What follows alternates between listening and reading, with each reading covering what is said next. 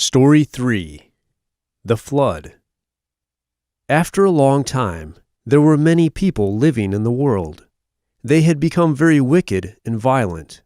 It became so bad that God decided to destroy the whole world with a huge flood. But God was pleased with Noah. He was a righteous man, living among wicked people. God told Noah that he was going to make a big flood.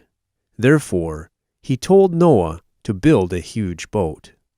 God told Noah to make the boat about 140 meters long, 23 meters wide, and 13.5 meters high. Noah was to build it with wood and to make 3 levels, many rooms, a roof, and a window. The boat would keep Noah, his family, and every kind of land animal safe during the flood. Noah obeyed God. He and his 3 sons built the boat just the way God had told them.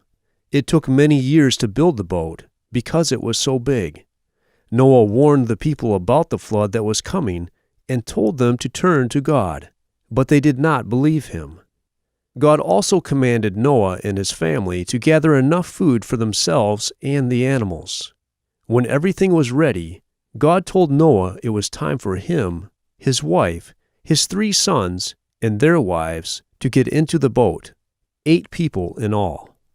God sent a male and a female of every animal and bird to Noah so they could go into the boat and be kept safe during the flood. God sent 7 males and 7 females of every type of animal that could be used for sacrifices. When they were all in the boat, God himself closed the door. Then it began to rain, and rain, and rain. It rained for 40 days and 40 nights without stopping. Water also came gushing up out of the earth. Everything in the whole world was covered with water, even the highest mountains. Everything that lived on the dry land died, except the people and animals that were in the boat. The boat floated on the water and kept everything inside the boat safe from drowning. After the rain stopped, the boat floated on the water for 5 months. And during this time, the water started going down. Then one day, the boat rested on the top of a mountain, but the world was still covered with water. After 3 more months, the tops of the mountains were visible.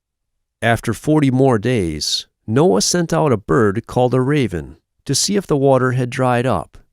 The raven flew back and forth looking for dry land, but it could not find any. Later, Noah sent out a bird called a dove, but it also could not find any dry land. So it came back to Noah. A week later, he sent the dove out again, and it came back with an olive branch in its beak.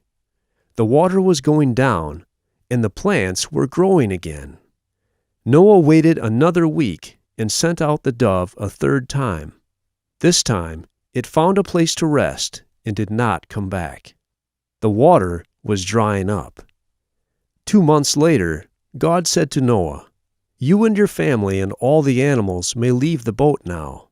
Have many children and grandchildren, and fill the earth." So Noah and his family came out of the boat. After Noah got off the boat, he built an altar and sacrificed some of each kind of animal that could be used for a sacrifice. God was happy with the sacrifice and blessed Noah and his family.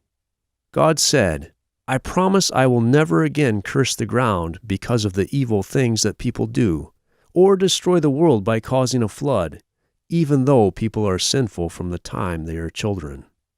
God then made the first rainbow as a sign of his promise.